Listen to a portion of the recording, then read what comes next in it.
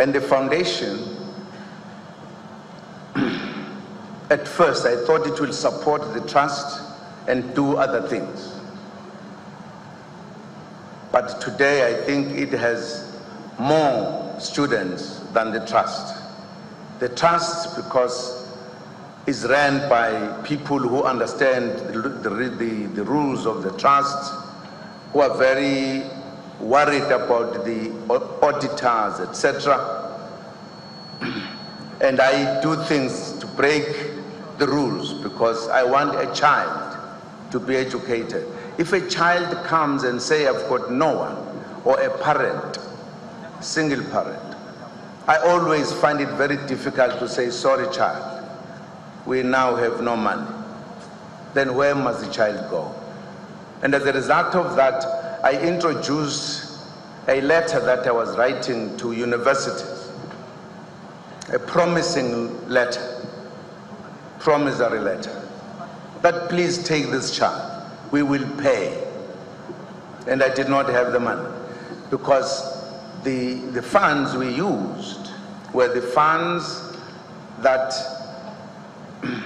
we raised by organizing small dinners, talking to the business people, particularly black business, the African business, to say, this is a contribution of nation building.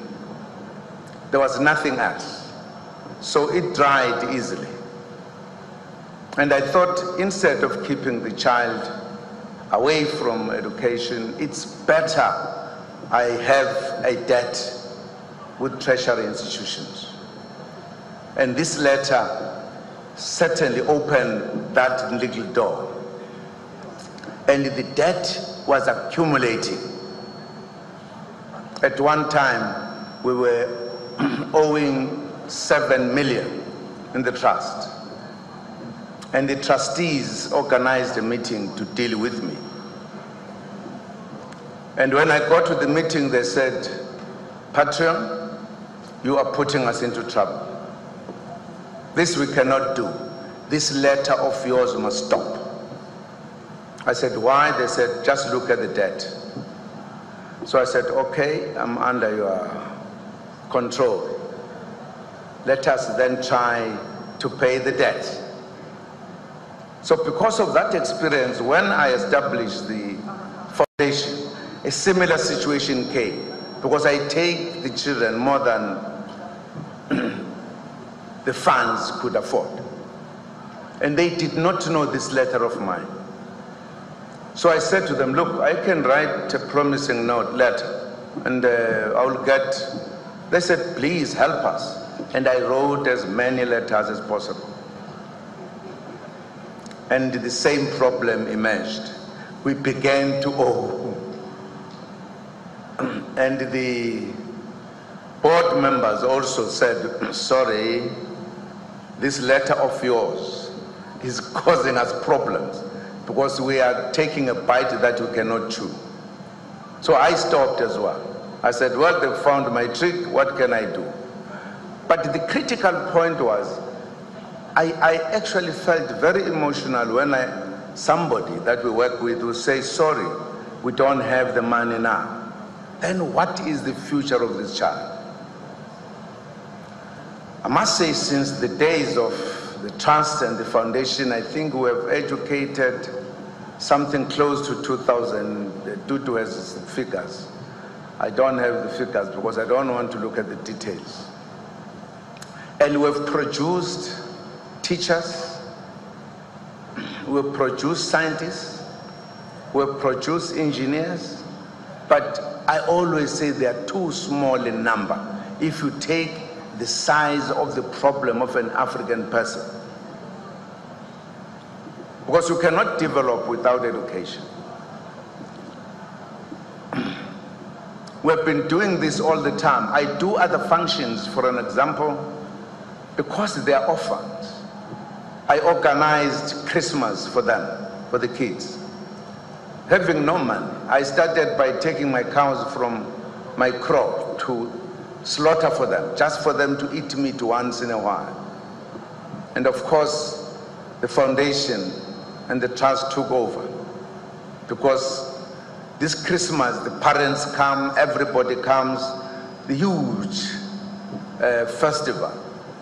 I wouldn't be able to cover it in my salary.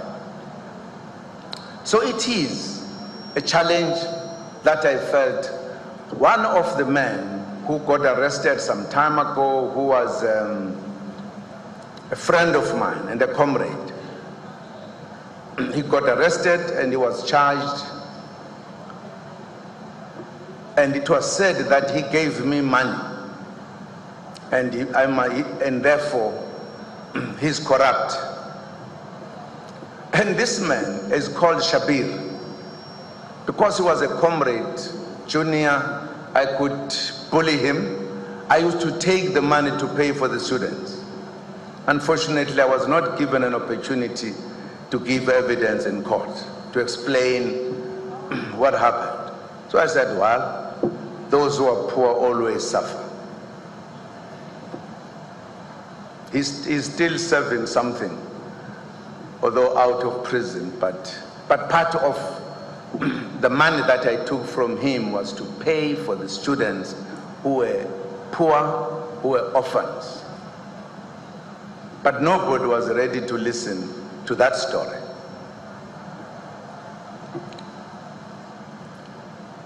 I have a very strong views, firstly as the Pan-Africanist, about an African.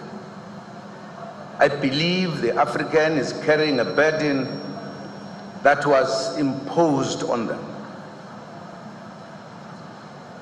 The wars that we fight in the continent are not the wars that begin from us.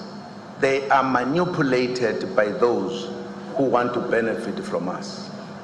And therefore we end up with orphans of war, as we did in South Africa. And I could not cover, and that to me remains a pain, that much as I have a foundation, I cannot cover the poor. And precisely because I started this from the trust to the foundation, when I'm at my village, if you come in December, you might think there is a doctor.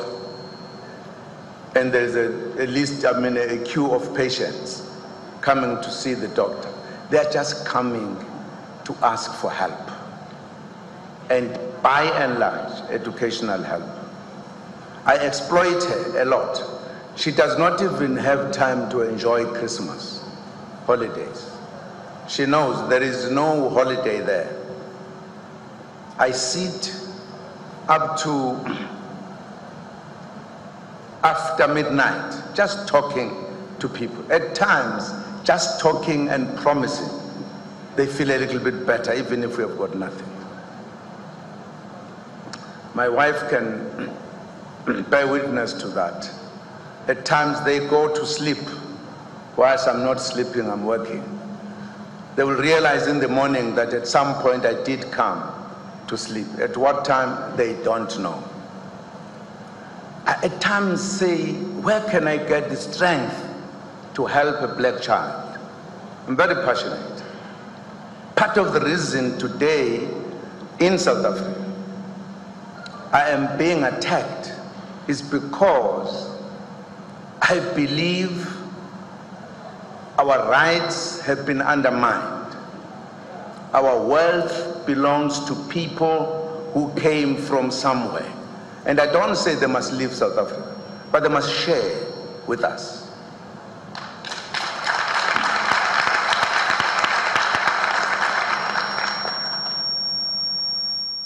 We are.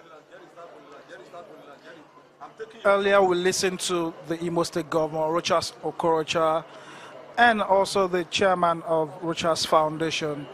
And now we just listened to the president of South Africa, President Jacob Zuma, who is also the chairman and president of Jacob Zuma Foundation, both talking about their love for education and what inspired them to establish their foundation.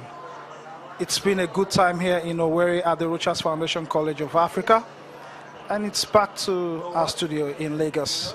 Thank you.